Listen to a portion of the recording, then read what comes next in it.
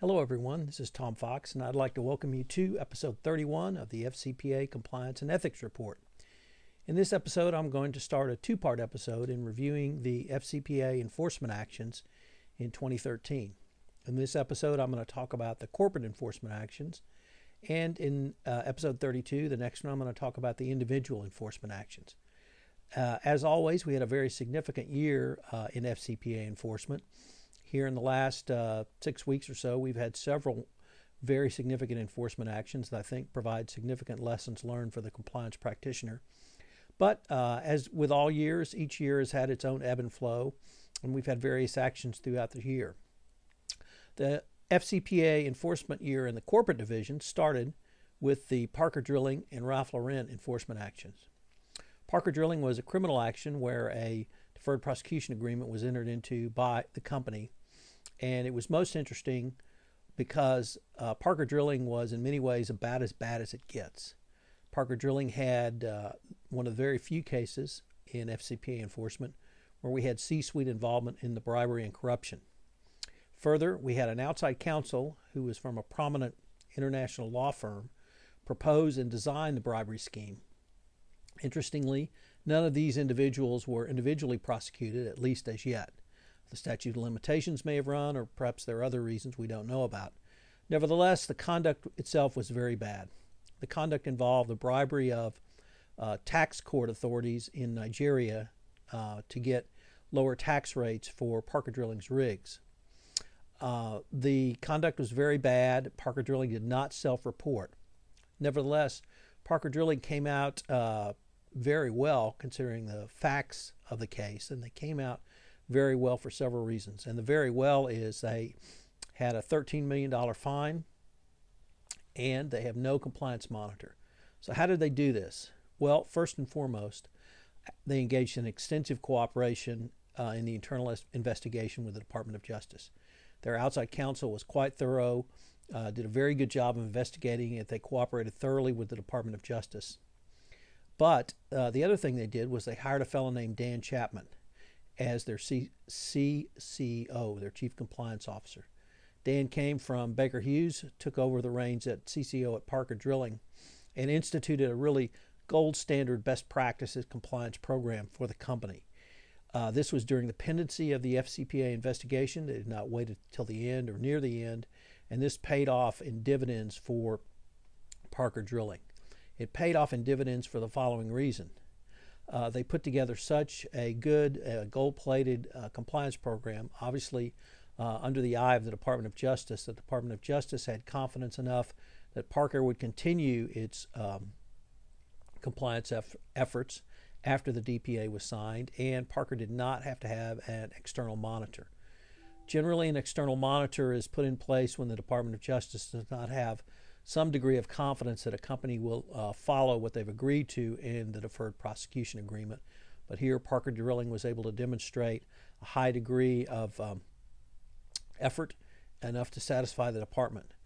Parker Drilling does have to report its results to the Department of Justice on at least annual basis during the pendency of the DPA, but it's significant that they were not required to have an external monitor. So hats off to you, Dan, and Parker Drilling for a job well done, at least in the remediation component of your FPCA enforcement journey. Around the time of the Parker Drilling announcement was the Ralph Lauren enforcement action. This was very significant as well for the following reason. It was the first time the Securities and Exchange Commission entered into a non-prosecution agreement with a company regarding FCPA violations. The fines and penalties were less than $1 million, so very low in the FCPA realm. Also of significance was there was no criminal action filed by the Department of Justice, no deferred prosecution agreement. It was all civil penalties by the Securities and Exchange Commission. Ralph Lauren discovered that their country manager, or one of their officials in Argentina, was involved in bribery of customs officials to get their products into the country of Argentina. They made this discovery while they were implementing their initial compliance program back in the last decade, and they reported this to the Department of Justice and then worked extensively to remediate this during the pendency of the investigation. Once again, we saw thorough cooperation. Here we had self-disclosure, and we had remediation of the situation Both the individual was disciplined, and the process which allowed the bribery and corruption to take place was remediated during the pendency of the investigation. So a big lesson learned from Ralph Lauren. Also, the first time we've seen the SEC use a non-prosecution agreement. So one more tool in their toolkit of enforcement activities. That brought us up to this summer, where we had the Total FCPA enforcement action resolved.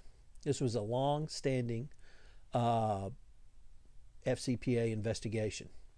Total engaged in a breathtaking bribery scheme, frankly, paying $61 million to obtain the rights to 2 gas fields in the Republic of Iran. The payments were made to 2 Iranian officials. They were both cash payments, and they were ongoing royalty payments from the production in the fields.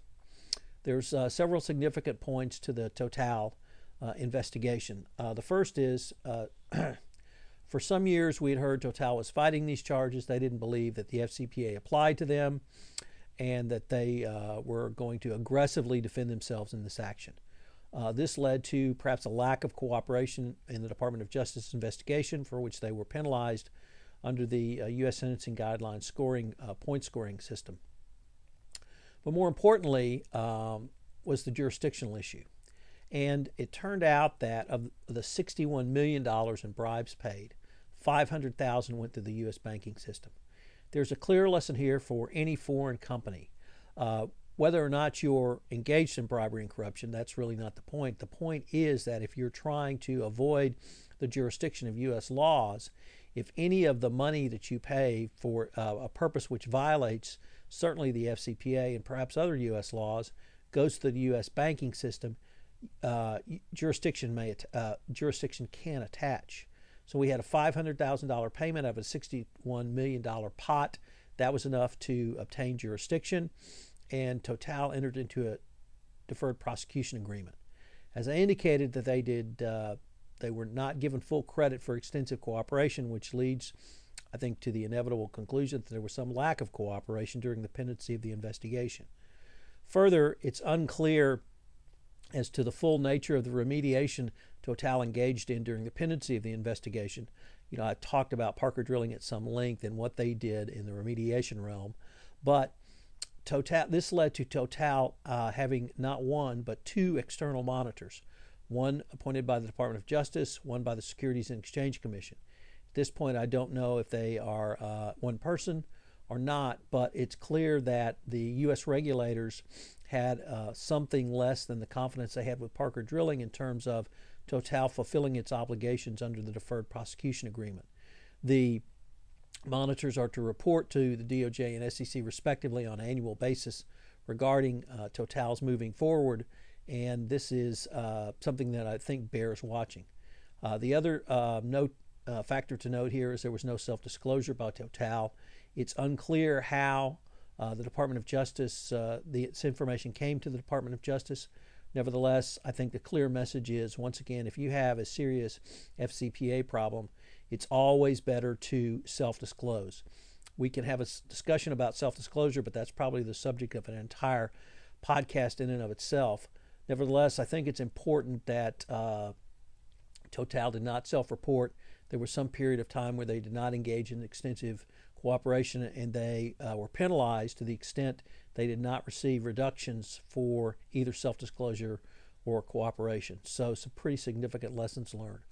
Also, the stunning use of 2 monitors, or at least the requirement to have a monitor reporting to the SEC and a monitor reporting to the Department of Justice, is something we had not seen before. I'm not aware of any case where the SEC and DOJ had monitors. So something in there is requiring the U.S. regulators to continue to want to take a look at Total. Recently we had Weatherford, and I think this case is very significant for lots of reasons that compliance practitioners need to pay attention to. The first one is the amount of the fine, $152 million. The second is its length. This investigation has been going on, we know of, since 2008. it was going on for some time before that, but we don't know how long it was going on. There was no self-disclosure. The Department of Justice came upon Weatherford through its investigations surrounding Panalpina. So obviously it's been going on for quite some time. The year 2008 is significant because that was noted in the settlement documents with both the DOJ and SEC, where there was a sea change in the attitude of Weatherford. Prior to that time, it appears Weatherford actively tried to hinder the Department of Justice's investigation, not providing documents, destroying documents, hiding witnesses, and various other techniques, which obviously the department frowned upon. However, at some point, Weatherford got the message, and they started to cooperate.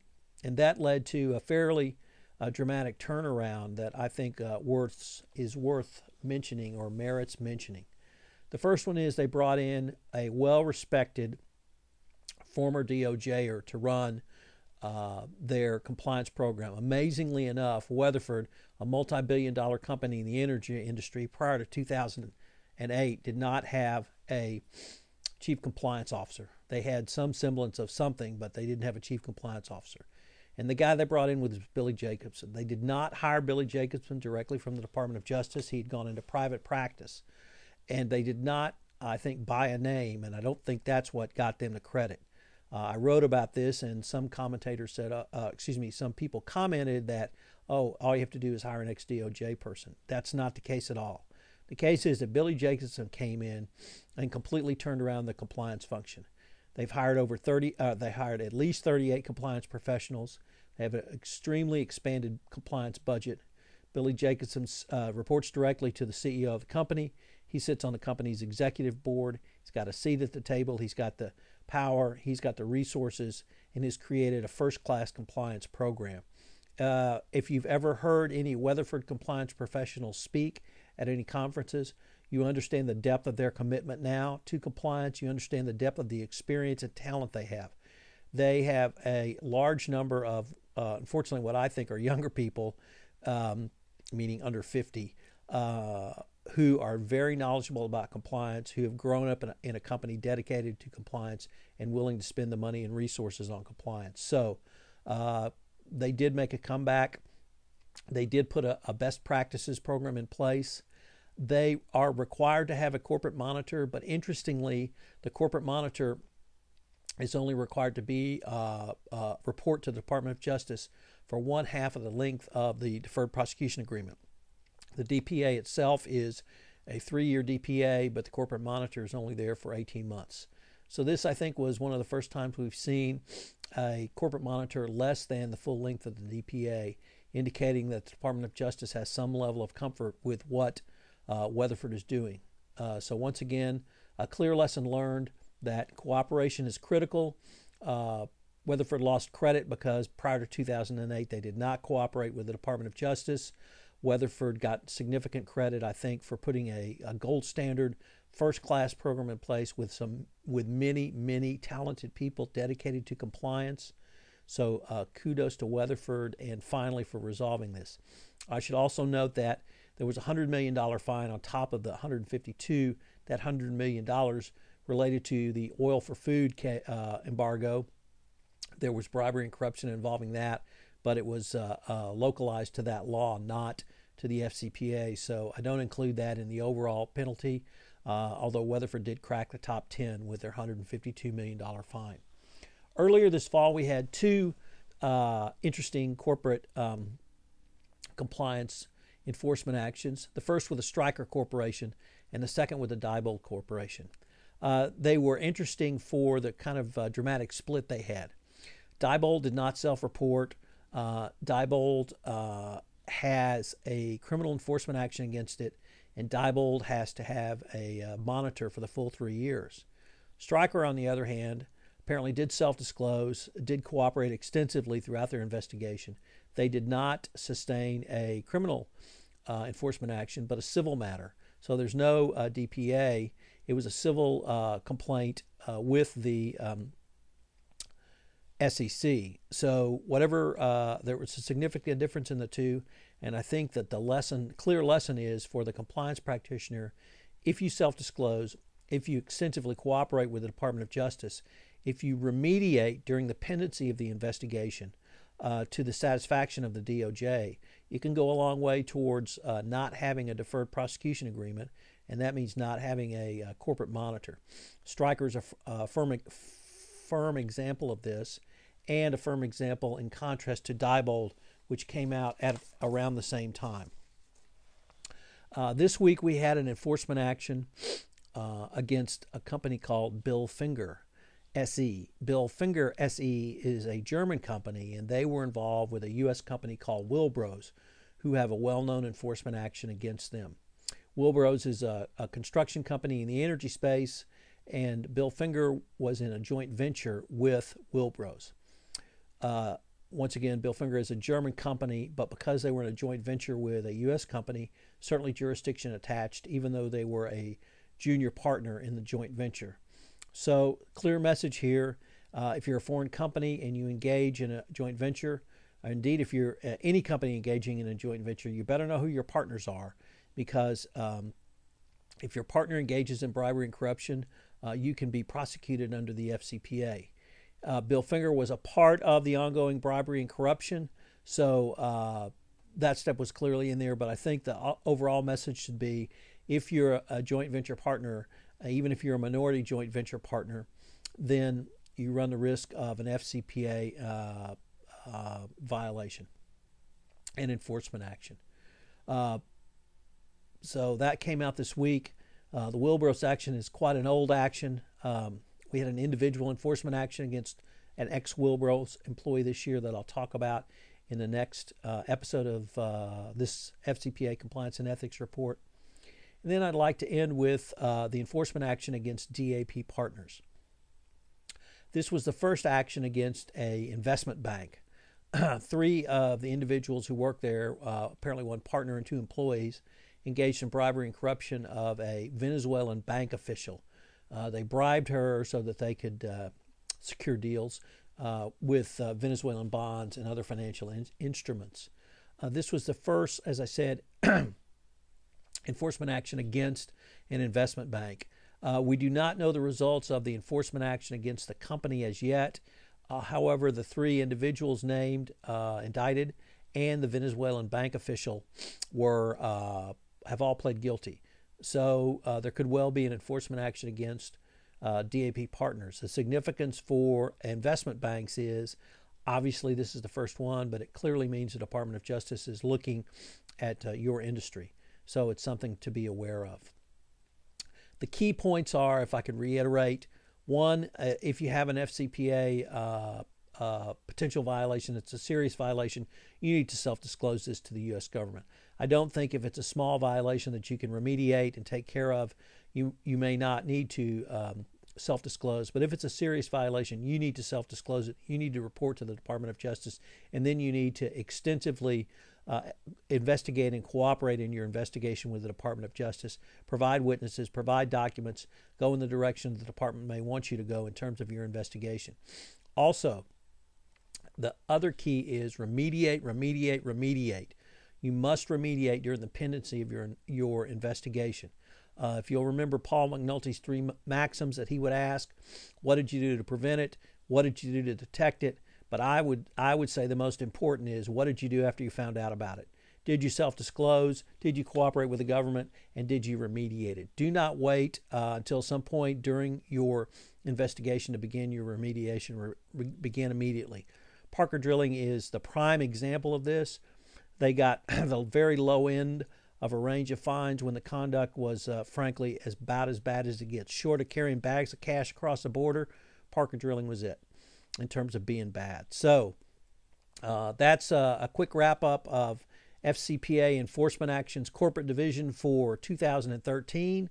I hope you will come back and visit this site for episode 32, where I'll talk about the individual enforcement actions. If you would like more information on any of these, please email me at tfox@tfoxlaw.com.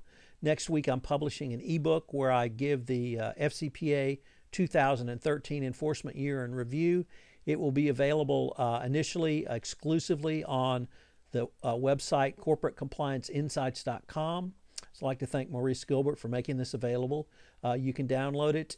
Thereafter, I will have it available on Kindle, Amazon Kindle, which you can download as an ebook. But if you want to take a look at it next week in a PDF version, go to corporatecomplianceinsights.com after Monday, and it will be available for you. So once again, if you have any questions, I'm Tom Fox, and email me or give me a shout. Thank you very much.